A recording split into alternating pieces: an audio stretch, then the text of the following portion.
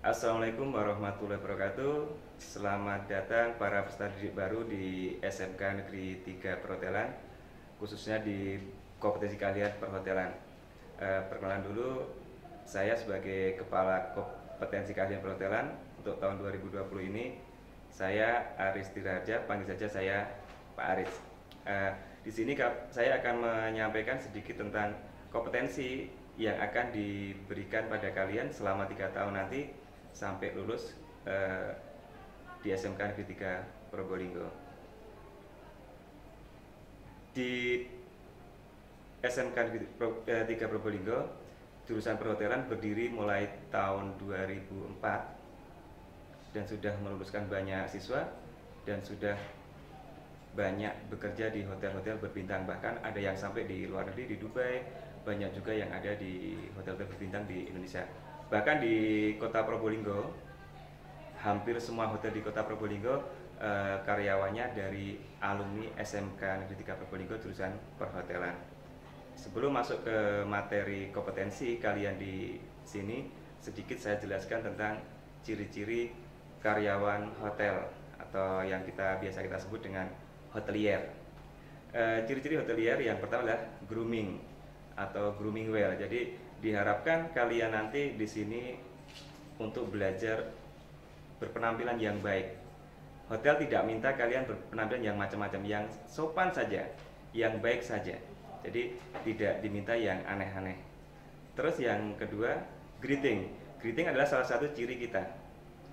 Dimanapun kita di hotel, setiap kali kita ketemu dengan tamu, kita harus selalu menyapa tamu kapanpun. Jadi sebagai bentuk penghargaan lebih kepada para tamu yang ada di hotel kita. Yang terakhir, ciri hotelier kita adalah offering help. Jadi kita harus selalu menawarkan bantuan karena tugas utama kita sebagai hotelier adalah sebagai seorang supervisor. Jadi kita tawarkan selalu bantuan yang bisa kita berikan kepada para tamu kita. Selain itu, ada juga hal yang tidak boleh dilakukan di hotel. Antara lain kata-kata tidak tahu, tidak mau, dan tidak bisa. Itu sangat diharamkan, tidak boleh. Jadi kita sebagai seorang supervisor harus tahu, harus mau, dan harus bisa pada waktu ada permintaan pelayanan dari tamu kita. Selanjutnya kita coba masuk ke dalam kompetensi keahlian perhotelan kita. Jadi kita lihat apa saja yang akan kita pelajari selama 3 tahun ke depan. Di struktur kurikulum di kompetensi keahlian perhotelan itu dibagi menjadi 3, C1, C2, dan C3. Di C1, di dasar bidang keahlian, nanti kalian akan belajar yang pertama SIMDIK atau simulasi digital. Simulasi digital itu dimana kalian akan belajar banyak kegiatan digital, basic IT yang ada di perhotelan. Jadi karena sekarang semua kegiatan di hotel sudah berbasis pada digital. Terus yang kedua ada juga IPA terapan, masih di dasar bidang keahlian. Di IPA terapan itu kalian akan pelajari banyak ilmu pengetahuan alam yang hubungannya dengan kegiatan hotel, baik penanganan limbah, penanganan bahan kimia, dan sebagainya. Ada juga yang terakhir adalah kepariwisataan. Hotel tidak akan pernah lepas dari pariwisata karena hotel adalah salah satu dari unsur dunia pariwisata di bidang penyediaan jasa akomodasi. Jadi sangat erat kaitannya hotel dengan kepariwisataan. Makanya dasar bidang keahlian kita pelajari dulu tentang kepariwisataan yang ada. Terus yang berikutnya, dasar program keahlian atau di C2 itu kalian akan belajar komunikasi industri pariwisata. Komunikasi industri pariwisata itu kita akan belajar bagaimana cara kita berkomunikasi dengan kolega kita di tempat kerja ataupun dengan pelanggan kita, dengan tamu kita, dengan rekanan industri hotel kita. Itu bagaimana cara kita untuk berkomunikasi yang baik. Bagaimana kita bisa menumbuhkan komunikasi yang bisa menjual tentang industri kita. Terus yang kedua, ada juga pembelajaran tentang sanitasi, hygiene, dan keselamatan kerja. Hotel sampai sekarang masih jadi peringkat pertama untuk tingkat kebersihan. Indikator kebersihan paling tertinggi yang adalah di hotel. Bahkan rumah sakit yang tempatnya orang berobat pun masih kalah dengan hotel. Makanya di sini kita akan banyak belajar tentang sanitasi, hygiene, dan juga tentang keselamatan kerja. Terus juga ada administrasi umum, karena apa? Di hotel tidak hanya pekerjaan tentang pelayanan saja, tapi juga banyak juga kegiatan-kegiatan tentang keadministrasian. Jadi kita pelajari juga, dan yang penting banget di sini ada bahasa asing pilihan. Bahasa asing pilihan di sini ada bahasa Jepang yang akan diberikan pada kalian.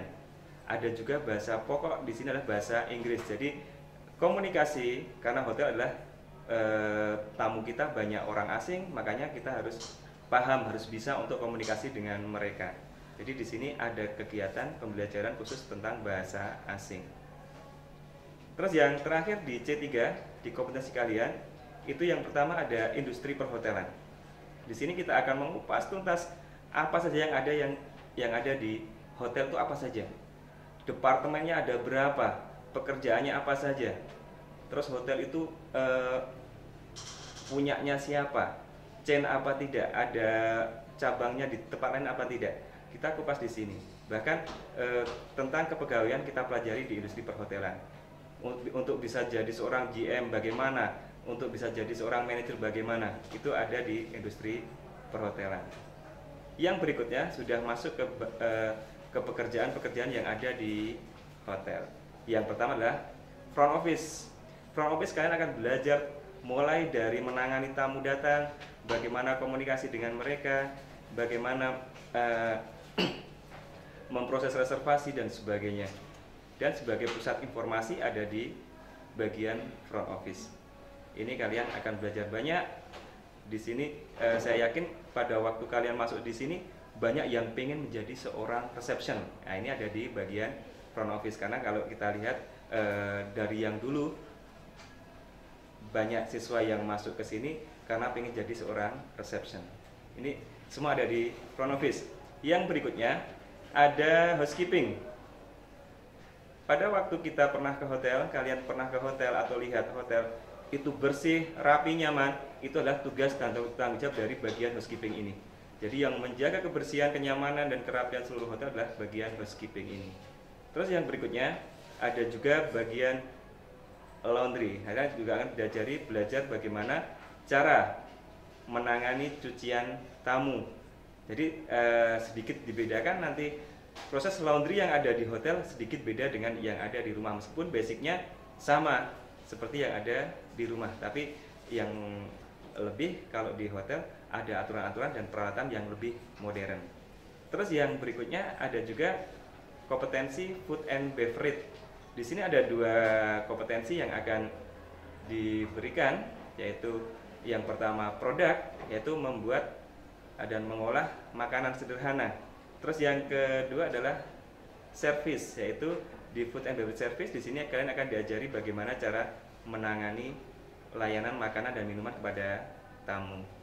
Jadi dimulai dari bagaimana kita table set up di restoran, bagaimana taking order dan sebagainya. Nanti semua belajar di food and beverage.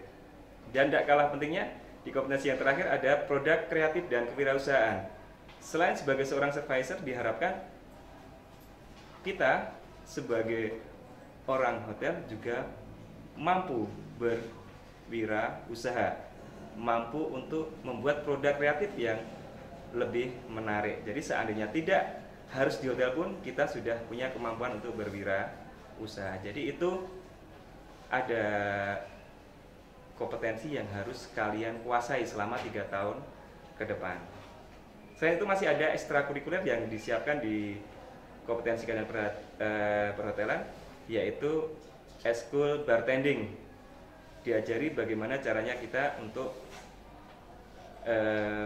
membuat minuman-minuman, membuat kopi, latte dan sebagainya. Jadi banyak sekarang yang baru ngetren sekarang, banyak kafe-kafe di hampir semua tempat, di hampir semua kota. Jadi ini kayaknya lebih menarik buat kalian. Terus yang berikutnya ada juga kegiatan yang harus dilakukan, yaitu praktek kerja.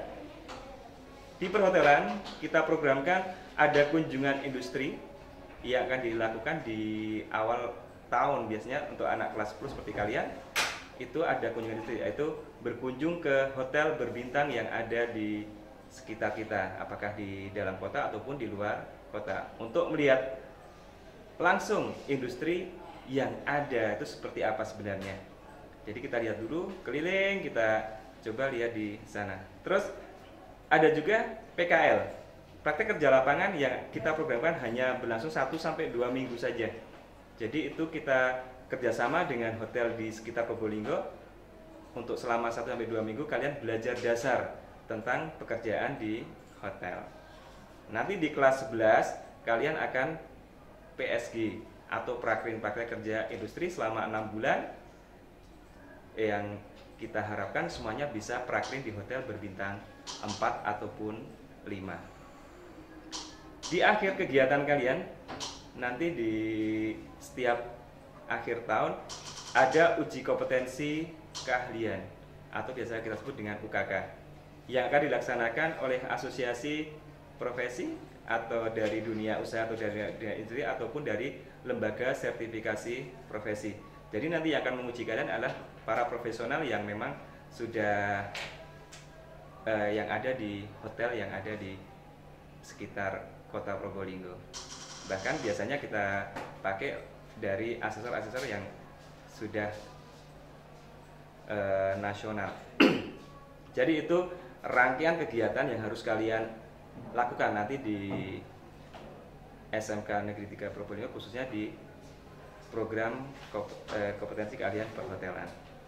Jadi itu aja yang bisa saya sampaikan, tidak usah terlalu panjang lebar. Mudah-mudahan pandemi COVID ini segera berakhir, jadi kita tidak hanya ketemu lewat virtual seperti ini, dunia maya, tapi kita nanti bisa langsung ke tatap muka. Sehat selalu buat kalian, do your best. Terima kasih. Wassalamualaikum warahmatullahi wabarakatuh.